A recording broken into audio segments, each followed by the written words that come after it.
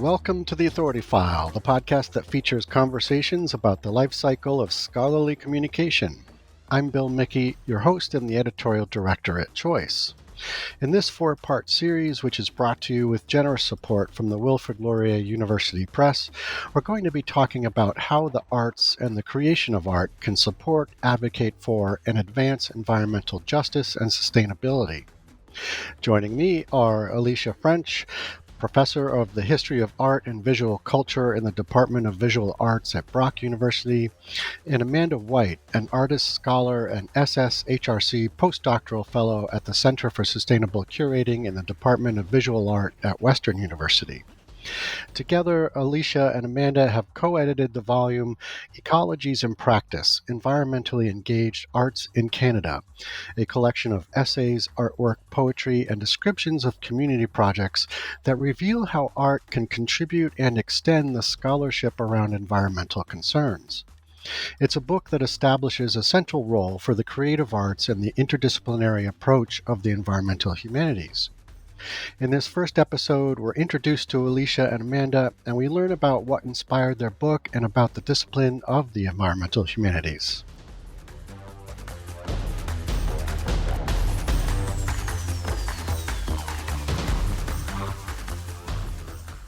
Okay, Amanda and Elysia, welcome to the program. So to start, why don't we just start with introductions? Can each of you tell us where you're currently working and your research focus? And Elysia, why don't we start with you? Great. Thank you, Bill. Thanks for having us. Sure. So my name is Elysia French. I'm currently working at Brock University. It's located in St. Catharines, Ontario, so the Niagara region. The school is located on the traditional territory of the Haudenosaunee and Anishinaabe peoples. So I've been here at Brock and in the region for a couple of years now. I'm in the visual arts department. I teach in the areas of art and the environment, socially engaged art, histories of contemporary art.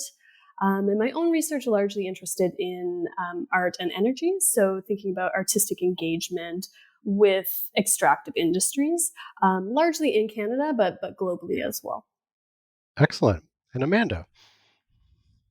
Hi, I'm actually joining you today, not from where I work, but from a residency, an artist residency in Sointula, which is on Malcolm Island. It's part of like the northern Gulf Islands on the West Coast. And it's beautiful here, and I'm just enjoying some studio time. Normally, I work as a postdoctoral fellow at the Center for Sustainable Curating, which is at Western University in London, Ontario. And I live in Toronto, also Dish with One Spoon territory. So I'm a little bit all over the place right now. But my work is mainly focused on environment and plants. And I have also a research project around food and art called the Creative Food Research Collaboratory. Yeah, that's me. Excellent. Perfect. So how did the two of you end up partnering to edit the volume and really what inspired it? So Amanda and I first met during graduate school. We both attended Queen's University and were introduced to each other through our supervisors. Actually, we shared sort of co-supervisors, but they sort of saw shared interests and methods. So our collaboration really began there. I would also say, just as an aside, our friendship began there. And I think friendship in academia and beyond is actually really important and really vital to sort of keeping the inspiration and motivation for this work alive, at least for me. So it started, as a conference actually, with UAC, so the University Art Association of Canada. We put together a panel that had artists that were engaged with environmental themes. And I think for me and hopefully for both of us, that really started us thinking more deeply about, the environmental humanities, the position of art within those conversations, which at a time, when we think about environmental humanities, was sort of arguably still developing, and I think still is. So we were really interested in what the visual arts, as well as the arts more broadly, can contribute to that space. Mm-hmm. Excellent. So Elysia, you mentioned the environmental humanities. Can you describe that field of study? I mean, and how do the humanities, contribute and enhance to the broader scientific research on the environment? And more specifically, where do the arts fit into all of this? What role do they play? Yeah, it's a great question. And as I say, I think for me, it feels like the environmental humanities are really sort of continuing to sort of change and grow. Generally speaking, I would say we could approach the environmental humanities, as a field of inquiry, as an academic field of inquiry, absolutely.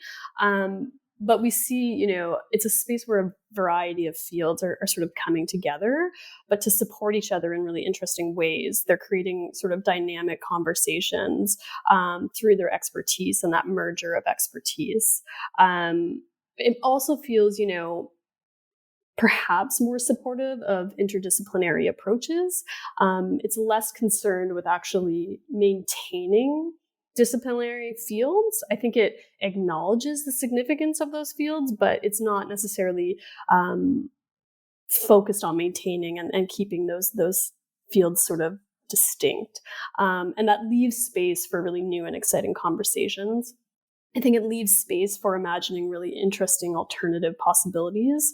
And that's where we see really compelling projects being sort of developed. This really robust response to pressing issues through that collaborative space. So absolutely, within the humanities, thinking about, the arts for sure, but in conversation with other subfields and in conversations with the sciences as well. Mm-hmm. So would you say that interdisciplinary aspect or characteristic is necessary, or can individual disciplines kind of work in the environmental humanities by themselves? Well, I feel like the environmental humanities is sort of like a space where people can converge. And a lot of times when you're working with these kind of topics, it's not you're always touching on other fields. So you Mm-hmm. necessarily end up referring to an area of knowledge that you might not be expert in. So you need to have that flexibility, Mm-hmm. that's space for collaboration, that kind of like open space.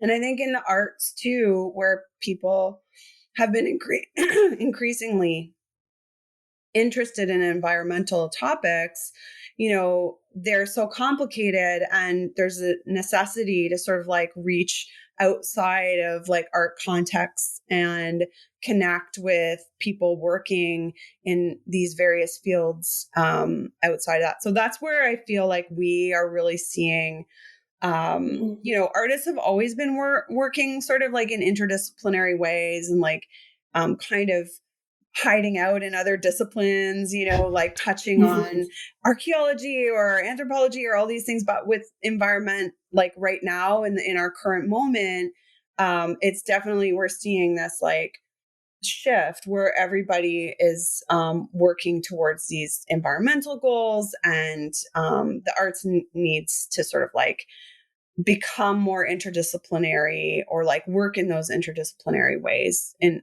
maybe a Mm-hmm. little differently than they had in the past. Mm-hmm. And if I Right. could just add, oh, sorry, No, of course. just to build on that I think, just to go back to your question, Bill, about, is this a space of interdisciplinary work taking place, or do the disciplines sort of exist sort of as distinct entities within that space? And I do think it's a bit of both, Hmm. because you do see even the naming, the phrasing, right? Humanities is right in the name. So I think, within that space, you see really interdisciplinary, cross-disciplinary sort of conversations taking place. But it invites also beyond that frame. And the arts, I think, are really key in sharing some of these processes and sharing some of these conversations. So thinking of the arts, for Amanda and I, largely grounded in the visual arts, but speaking more broadly, about storytelling, about affective elements that are often, they're approachable, they're emotive, they're accessible, and how that can sort of be in conversation and dialogue with different strategies, different methods from other fields. Excellent. Yeah, thank you, Elysia. And Amanda, I love the way you put it in terms of like how artists the arts kind of hide out in the other disciplines. That's a great way to say it.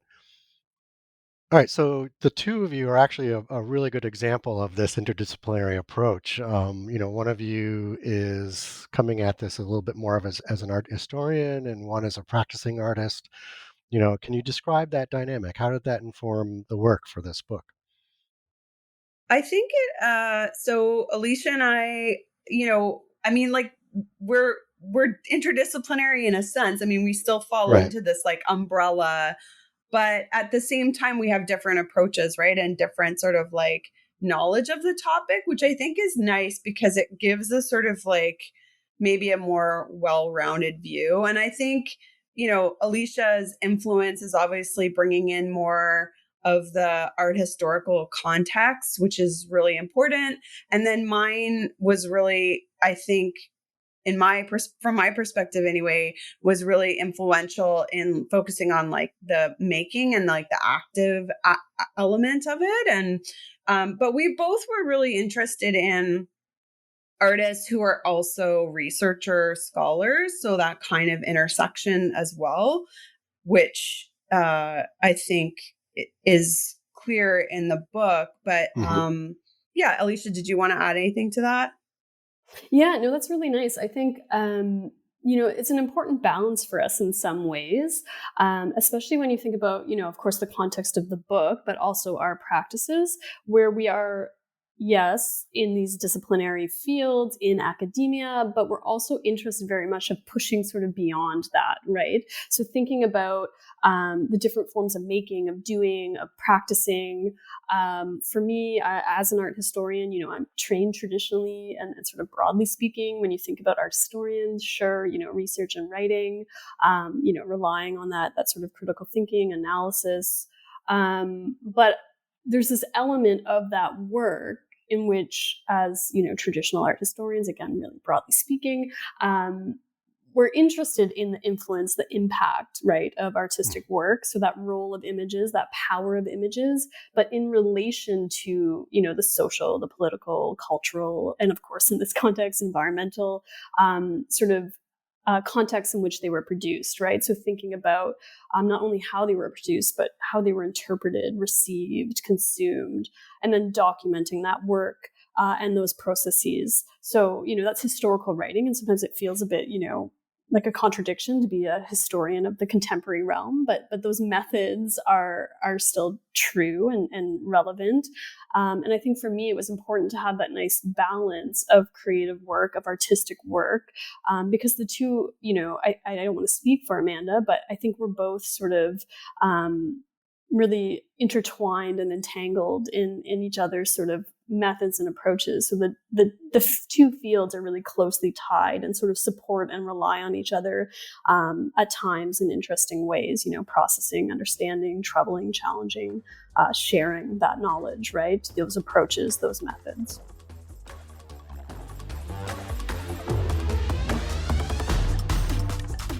You just heard from Elysia French, professor of the history of art and visual culture in the Department of Visual Arts at Brock University, and Amanda White, an artist, scholar, and SSHRC postdoctoral fellow at the Center for Sustainable Curating in the Department of Visual Art at Western University.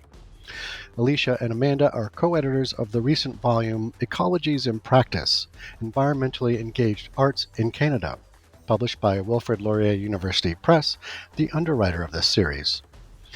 Join us next week when we dig into the book itself and discuss its careful consideration of the terminology of its scholarship, how its chapter organization advances its message, and why the editors chose to focus specifically on the geography and politics of Canada.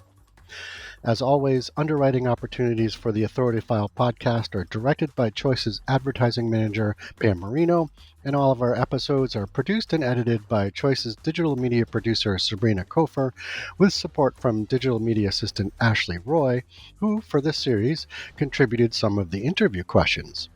That's all for this week. Thanks for joining us.